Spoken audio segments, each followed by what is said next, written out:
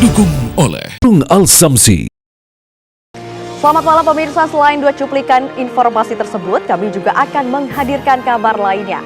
Di antaranya, Kepolisian Daerah Bali mengungkap peran 3 pelaku dalam penembakan 2 orang warga Australia yang terjadi 2 pekan lalu di sebuah villa di Kabupaten Badung. Selengkapnya akan kami hadirkan di kabar utama bersama saya, Felicia Belinda.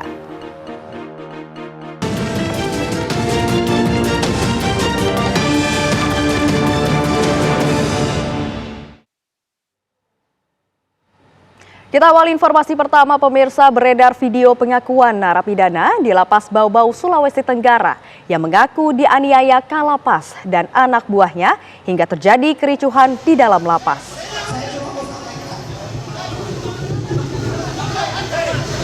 Tindakan kekerasan ini memicu aksi protes sejumlah keluarga narapidana dan aktivis yang berujung ricuh.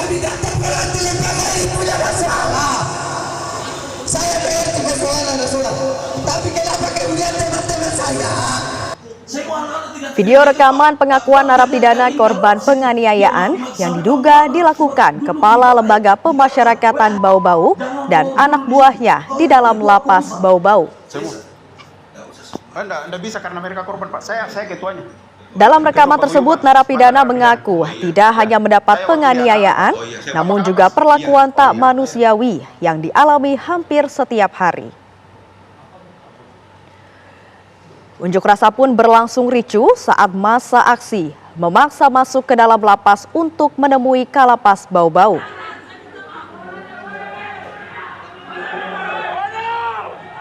Para pengunjuk rasa terlibat aksi saling dorong dengan sejumlah petugas lapas hingga nyaris adu jotos. Kericuhan mereda setelah Kalapas Bau-Bau akhirnya menemui para pengunjuk rasa.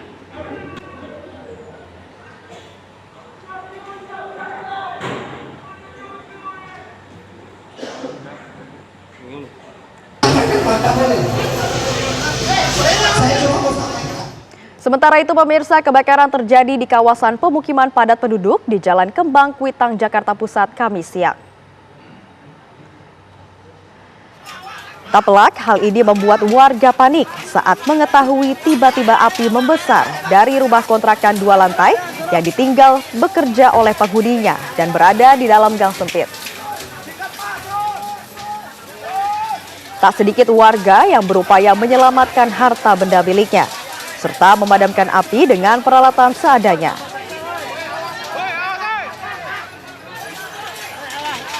Tak berapa lama, petugas Dinas Penanggulangan Kebakaran dan Penyelamatan Provinsi DKI Jakarta tiba di lokasi untuk memadamkan api.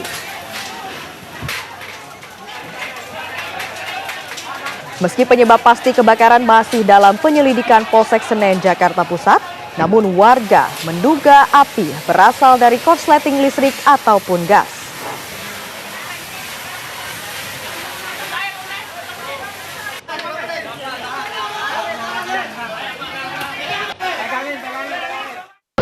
Ya pemirsa, bagaimana kondisi terkini di Iran? Kita telah bergabung dengan reporter TV One di Iran, ada Said Idrus.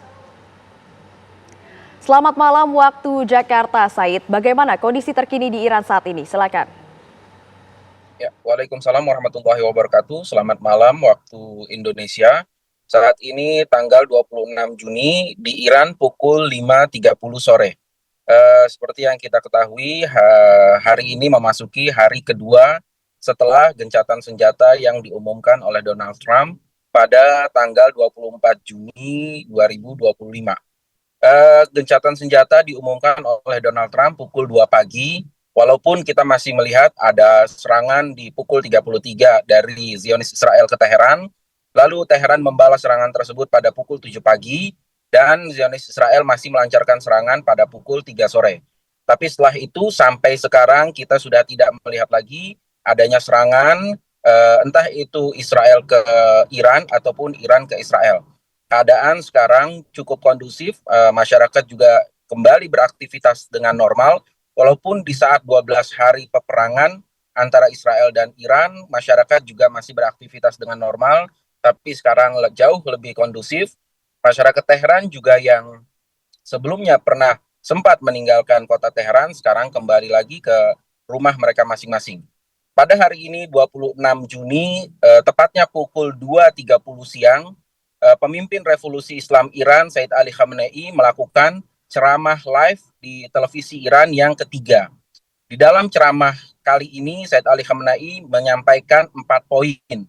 Poin pertama adalah Said Ali Khamenei menyampaikan selamat kepada masyarakat Iran dan juga negara Iran atas kemenangan yang diperoleh oleh Iran karena telah berhasil membalas serangan atau membalas agresi Zionis Israel dan mampu menghancurkan kota-kota dan juga titik-titik inti dari Zionis Israel. Yang kedua, Rahbar atau Said Ali Khamenei juga menyampaikan selamat kepada masyarakat Iran karena negaranya, karena pemerintahannya mampu membalas serangan Amerika. Di saat Amerika mulai memasuki peperangan secara langsung dengan Iran, Iran berhasil melawan balik dengan menyerang pangkalan militer Amerika di Al-Udeid di Qatar. Lalu poin ketiga adalah Said Ali Khamenei menyatakan bahwa hal yang membuat Iran menang itu adalah rakyat Iran, di mana rakyat Iran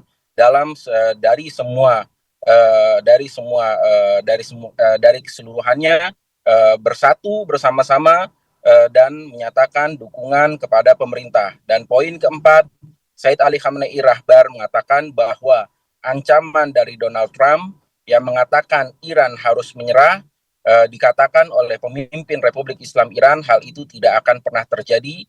Iran akan selalu melawan, Iran akan selalu bertahan, dan Iran akan menjawab seluruh agresi-agresi yang nantinya akan dilakukan lagi oleh Israel maupun Amerika. Said, apakah ada imbauan tertentu dari pemerintah Iran terkait keselamatan warga di sana? Ya, tidak ada himbauan apapun dari pemerintah untuk masyarakat terkait tentang keselamatan. Dari 12 hari peperangan pun, pemerintah tidak menghalangi atau membatasi atau memberikan jam malam atau membatasi masyarakat dalam beraktivitas. Aktivitas saat ini maupun saat kejadian perang 12 hari kemarin, itu semua bersifatnya normal-normal saja, tidak ada pembatasan sama sekali dan tidak ada himbauan untuk istilahnya menjaga keselamatan atau istilahnya melindungi diri, karena pemerintah Iran cukup percaya diri untuk melindungi negara dan juga warganya. Baik, terima kasih banyak Said Idrus atas laporan Anda. Selamat melakukan aktivitas kembali, selamat bertugas dan jaga keselamatan di sana. Terima kasih. Gencatan senjata Iran dan Israel sudah diumumkan. Kedua kubu saling klaim kemenangan. Akankah konflik Iran-Israel selesai dengan gencatan senjata? Kami akan membahas gencatan senjata Israel dan juga Iran ini dengan pengamat geopolitik Timur Tengah Hasibullah Satrawi. Assalamualaikum, selamat malam Mas Hasibullah. Waalaikumsalam, selamat malam Mbak Felicia. Ya, Mas Hasibullah, ini bagaimana Anda melihat gencatan senjata Iran-Israel kali ini? Apakah bersifat sementara atau justru akan bertahan lama, Mas? Ya, namanya gencatan senjata itu biasanya memang titik awal menuju katakanlah perdamaian ataupun perubahan secara lebih permanen. Nah, karena ini adalah titik awal, tentu saja memang harus didukung, harus ditopang oleh para pihak yang terkait, terutama Amerika sebagai inisiator sekaligus motor daripada diberlakukannya gencatan senjata ini. Nah, saya melihat memang walaupun sekarang sudah terjadi gencatan senjata, cuman karena salah satu hasil dari perang ini adalah adanya keseimbangan di antara kekuatan Iran dan Israel, maka memang menimbulkan kerawanan tersendiri. Terutama kalau Israel menyerang terlebih dahulu entah kapan saja. Karena kalau dilihat dari prinsipnya Iran memang dari awal komitmen dengan posisi defensif. Dia tidak dalam posisi ofensif yang menyerang lebih dulu. Nah, oleh karena itu pernyataan Iran dari awal sampai sekarang tidak berubah, bahwa mereka membela diri dan kalau mendapat serangan maka mereka akan membalas dengan balasan yang sangat kuat. Nah, inilah kemudian konteks kerawanannya gitu. Karena dalam kondisi seperti ini tergantung Israel, apakah Israel akan menyerang Iran entah kapan atau tidak. Kalau mereka menyerang, maka berarti perang ini apa namanya? Gencatan senjata ini bisa berakhir dan serang menyerang bisa kembali terjadi di antara kedua negara. Begitu, Mbak. Ya, Mas Hasibullah, ini baik Iran maupun Israel saling mengklaim kemenangan ya Mas ya. Sebenarnya apa makna yang ingin disampaikan oleh kedua negara tersebut kepada publik di dunia, Mas?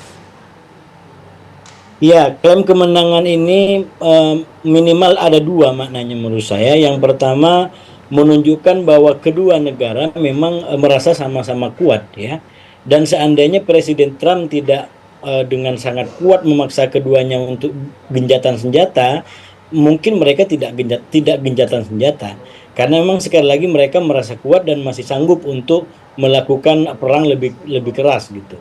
Nah, makna yang kedua menurut saya ini menunjukkan bahwa apa namanya adanya keseimbangan di antara kedua belah pihak di dalam mengarungi peperangan ini. Walaupun ini catatan saya, kalau dilihat dari hasil, maka sebenarnya kedua belah pihak tidak ada yang berhasil mencapai tujuannya. Katakan Israel yang memang melakukan serangan ini tujuannya adalah ingin menghancurkan program nuklir atau bahkan sempat disampaikan ingin mengubah rezim. Mengubah rezim sudah pasti tidak terjadi, menghancurkan program nuklir itu menjadi klaim sepihak termasuk dari Amerika.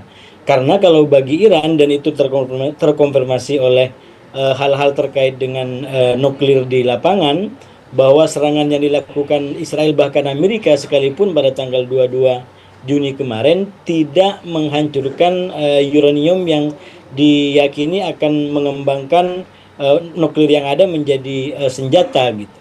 Jadi itu bukti secara faktual bahwa memang tidak ada tujuan yang dicapai baik oleh Amerika maupun oleh Israel. Sebaliknya saya melihat dari sisi Iran pun tujuannya sebenarnya tidak tercapai juga kalau mau dibaca secara fair gitu. Karena sebagai negara yang diserang, tentu saja tujuannya Iran adalah mempertahankan negaranya dari serangan-serangan yang ada, dan itu tidak berhasil sepenuhnya. Banyak tempat yang kena serangan, walaupun memang keberhasilannya Iran karena berhasil menembus sistem pertahanan Israel. Nah, dalam konteks ini kita bisa membacanya Iran dengan Israel sama-sama tidak berhasil mencapai tujuan masing-masing, tapi Iran memenangi persepsi, memenangi dalam bentuk mengimbangi kekuatan di antara Iran dan Israel, terutama dalam konteks pertahanan atau menjebol pertahanan Israel. Dan itulah menurut saya kemenangan Iran. Jadi kemenangan Iran bukan menang dalam pengertian tidak bisa menangkal serangan Israel, itu jelas lolos banyak serangannya dan banyak korban timbul di Iran termasuk ahli-ahli nuklirnya gitu. Cuman keberhasilan Iran adalah keberhasilan mampu menembus sistem pertahanan Israel yang selama ini dimitoskan atau diwacanakan, didengungkan itu berlapis. Dan inilah yang akhirnya mengubah peta kekuatan di Timur Tengah dan akan menentukan ke depan di antara Iran dan Israel. Ya, baik Mas Hasibullah, kira-kira bagaimana dampak gencatan senjata terhadap kondisi Timur Tengah? Namun jangan dijawab terlebih dahulu, Mas. Kami akan kembali usai jeda berikut, tetaplah bersama kami. Terima kasih Anda masih menyaksikan Kabar Utama pemirsa. Kami akan melanjutkan dialog dengan Mas Hasibullah Satrawi selaku pengamat geopolitik Timur Tengah. Ya, Mas Hasibullah, ini berbicara konteks Timur Tengah. Bagaimana dampak gencatan senjata terhadap kondisi Timur Tengah itu sendiri, baik itu dari jangka panjang maupun jangka pendek ya, Mas? Ya, jangka pendek menurut saya Timur Tengah bisa pelan-pelan kembali dalam situasi normal. Dan walaupun disampaikan oleh Presiden Trump bahwa ini ada kemungkinan bisa terjadi perang lagi, kita harapkan gencatan senjata yang ada ini bisa lebih lama, paling tidak lebih lama dari masa perang lah, 12 hari gitu. Dan kemungkinan ke sana menurut saya cukup kuat kalau kita lihat dari hal-hal yang katakanlah ada di Israel, ada di Iran, ataupun ada di Amerika sendiri. Cuman memang seperti yang saya sampaikan tadi, situasi ini cukup rawan, cukup rapuh karena perang 12 hari ini lalu memunculkan dua kekuatan baru yang kurang lebih seimbang atau sama-sama kuat. Jadi ini bisa kapan saja bisa menimbulkan perang. Oleh karena itu, kalau ingin Timur Tengah pasca perang 12 hari ini menjadi lebih permanen perdamaiannya, menurut saya memang para pihak termasuk negara-negara di Timur Tengah harus melakukan perubahan-perubahan yang maksimal, terutama terkait dengan konsep perdamaian. Kalau selama ini kan konsep perdamaian di Timur Tengah itu kayak semacam konsep yang dipaksakan dengan cara superiority Israel, bahwa Israel itu mendominasi berbagai macam kecanggihan. Oleh karena itu negara-negara yang lain tidak mempunyai kemampuan untuk melawan Israel. Maka kemudian yang terjadi sebenarnya bukan perdamaian, tapi keterpaksaan dalam tanda atau ketidakberdayaan. Karena negara-negara lain tidak punya kekuatan untuk melawan Israel. Dan perang 12 hari ini menunjukkan bahwa konsep ini rapuh sekali. Nah, oleh karena itu konsepnya harus diubah menjadi pada kesadaran untuk saling menghormati sama lain atau koeksisten istilahnya, untuk bagaimana saling menghargai satu sama lain, dan para pihak di Timur Tengah memang menyadari akan kebutuhan terhadap perdamaian, sehingga tidak perlu adanya paksaan dari luar atau ditopang oleh persenjataan gitu, karena perdamaian ini sudah dijadikan sebagai kesadaran oleh negara-negara ini. Ya, baik Mas Hasibullah, dengan adanya gencatan senjata, Mas, bagaimana nasib program nuklir Iran menurut analisis Anda? Ya, saya melihat Iran dari awal cukup konsisten juga dengan dengan komitmennya terkait dengan peraturan internasional.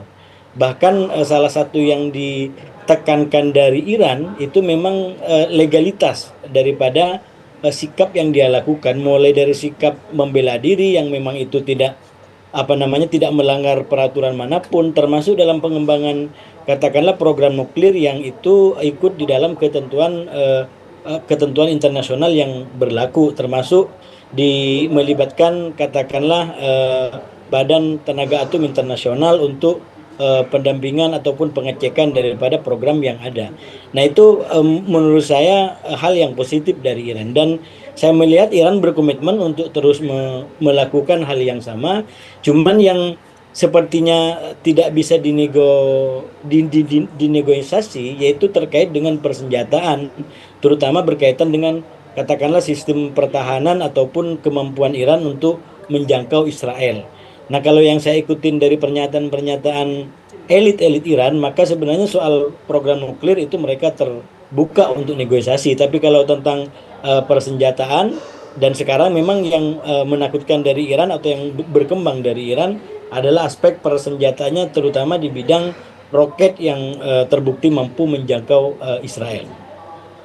Ya, baik. Terima kasih banyak Mas Hasibullah Satrawi atas waktu dan juga kesediaannya untuk berdialog di Kabar Utama. Selamat malam, terima kasih Mas. Ya pemirsa, gelombang ketiga lanjutan evakuasi warga negara Indonesia dari Iran kembali tiba di Indonesia melalui Terminal 3 Bandara Soekarno-Hatta, Tangerang, Banten.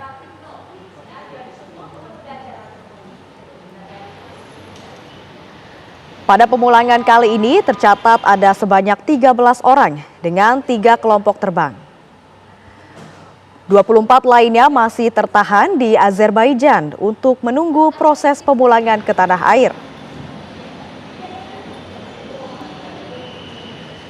Pada pendaratan kali ini terdapat 6 orang WNI, 5 laki-laki dan 1 perempuan. Mereka masing-masing berasal dari Jawa Tengah, Jawa Barat, Banten, dan Kepulauan Riau.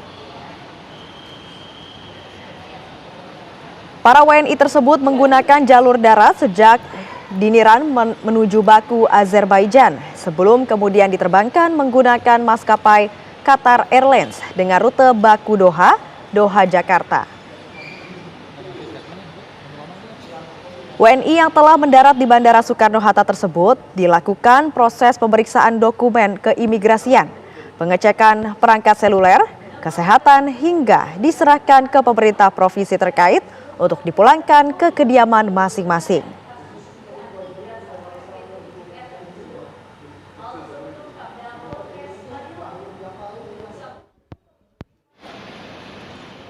Wakil Ketua DPR RI Sufmi Dasko mengimbau semua pihak untuk tenang terkait warga negara Indonesia yang berada di wilayah konflik Iran-Israel. Dasko memastikan pemerintah terus melakukan evakuasi secara bertahap. Ya, kami menghimbau kepada warga negara Indonesia untuk tetap tenang. Pemerintah terus berkomunikasi dan mengupdate keadaan WNI di Iran dan akan terus melakukan evakuasi secara bertahap. DPR dalam hal ini pimpinan DPR dan Komisi 1 akan terus berkomunikasi dengan pemerintah, memonitor keadaan dan meminta kepada Kementerian Luar Negeri, dalam hal ini juga Kedutaan Besar Iran untuk mengupayakan adanya hotline agar komunikasi warga negara kita di Iran bisa terpantau dengan baik. Pemirsa, malam ini dijadwalkan akan ada kepulangan WNI dari Iran di Bandara Soekarno-Hatta. Kita sudah terhubung dengan rekan Rusdi Muslim untuk mengetahui perkembangan terkini kepulangan WNI dari Iran. Selamat malam Rusdi, silakan dengan laporan Anda. Elisa, selamat malam. Setelah pemirsa, dapat saya kabarkan dari Terminal 3 Bandara Soekarno-Hatta, di mana ini merupakan hari ketiga evakuasi warga negara Indonesia yang berada di daerah konflik antara Iran dengan Israel, di mana hari ini terdapat ada 13 warga negara Indonesia yang terbagi dalam dua kelompok. Untuk kelompok yang pertama menggunakan maskapai Qatar Airways yang berjumlah 6 orang, di mana terdapat 5 orang laki-laki dan 1 orang wanita. Dan untuk kelompok terbang yang kedua yaitu pada pukul 17.35 dan tadi sudah keluar pada pukul 19.20 yang mana mereka berjumlah 7 orang. Dan para warga negara Indonesia setibanya di Bandara Soekarno-Hatta dilakukan pemeriksaan dokumen, baik itu berupa paspor, satu itu juga ada pemeriksaan kesehatan, serta telepon genggam mereka untuk memindahkan email. Kementerian Luar Negeri memfasilitasi kepulangan warga negara Indonesia sehubungan dengan adanya eskalasi yang tinggi antara perang Iran dengan Israel. Walaupun pada hari ini sudah terdapat gencatan senjata, namun evakuasi warga negara Indonesia terus dilakukan. Rencananya sebenarnya pada hari ini terdapat kurang lebih ada sekitar 24 warga negara Indonesia yang dievakuasi, namun hanya ada 13 warga negara Indonesia yang dapat pulang ke Indonesia, selebihnya masih tertahan di Baku, Azerbaijan. Demikian, Felicia. Terima kasih banyak Rusdi Muslim atas laporan Anda, selamat bertugas kembali. Ya pemirsa, Kepolisian Daerah Bali mengungkap peran 3 pelaku dalam penembakan 2 orang warga Australia yang terjadi 2 pekan lalu di sebuah villa di Kabupaten Badung. Informasi selengkapnya akan kami hadirkan usai jeda berikut. Tetaplah bersama kami.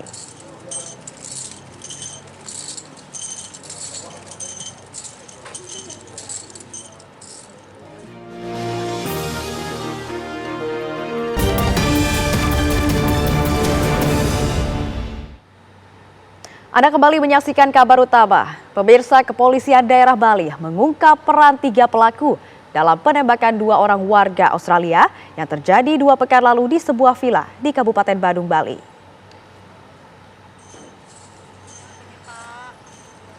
Polisi mengungkap hasil penyidikan yang dilakukan selama hampir sepekan terhadap 3 tersangka, yakni Darcy Francesco Jensen, Tupau Pasami Dolmor, dan Koskun Mevlut.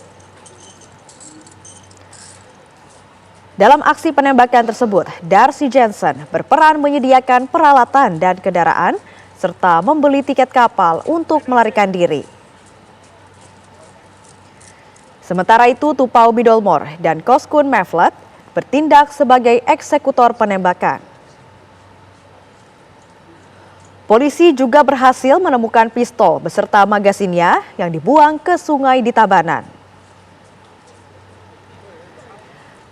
Saat ini penyidikan masih terus berlanjut untuk mengungkap motif kejahatan. Polisi juga bekerja sama dengan Kepolisian Australia untuk memperoleh latar belakang data para pelaku. Penembakan brutal terhadap 2 warga Australia terjadi pada 14 Juni lalu. 1 korban berinisial ZR meninggal dunia dan 1 orang lainnya terluka parah.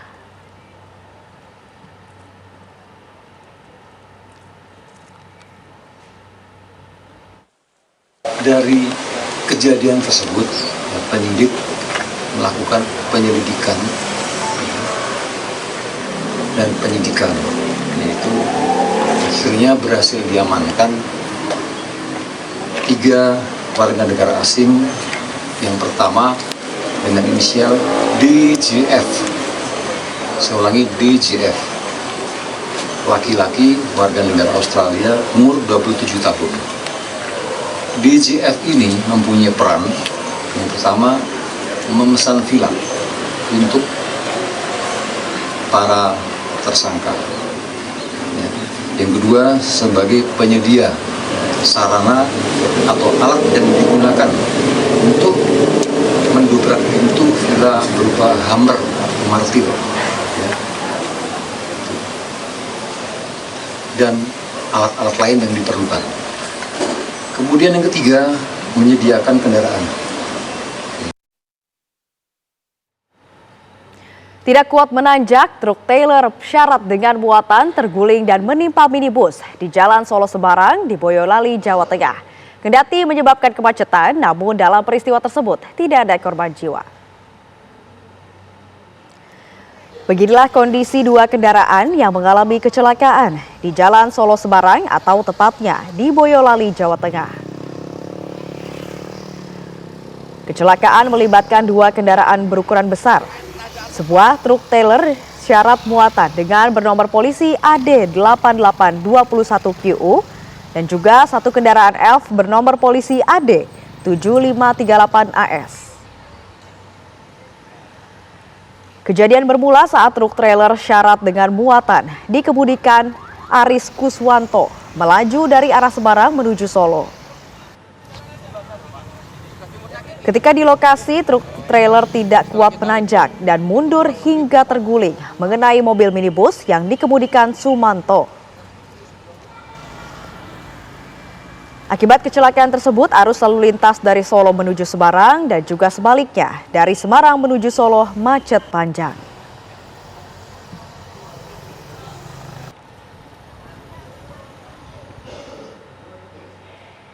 Pemirsa, Gunung Ilelewotolok di Pulau Lembata, Kabupaten Lembata kembali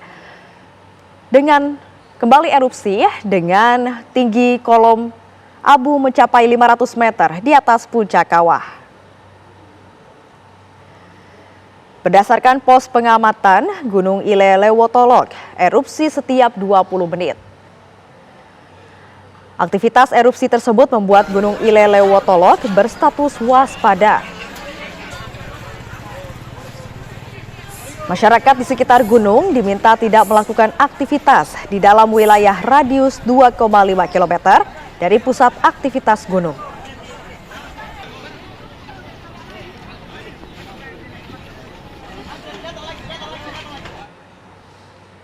Pemirsa, jangan kemana-mana, kabar utama akan segera kembali untuk Anda sesaat lagi.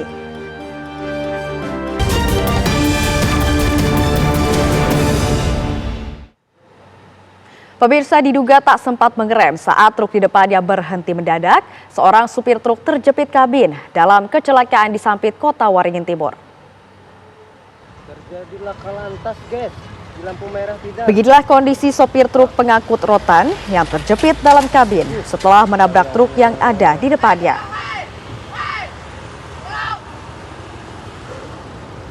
Dibantu warga di sekitar lokasi, sopir kemudian berhasil dievakuasi dan langsung dilarikan ke rumah sakit. Kecelakaan terjadi diduga karena dam truk yang di depan berhenti mendadak karena lampu merah. Akibatnya, truk di belakangnya tak sempat melakukan pengereman sehingga menabrak bagian belakang dam truk. Unit Laka Satlantas Polres Kota Waringin Timur langsung mengevakuasi truk dan memintai keterangan sejumlah saksi. Kenapa aja orangnya?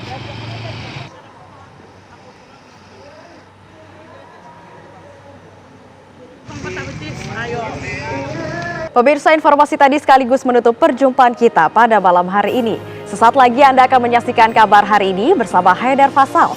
Saya Felicia Amelina mewakili kru yang bertugas pamit undur diri. Terima kasih, selamat malam dan sampai jumpa.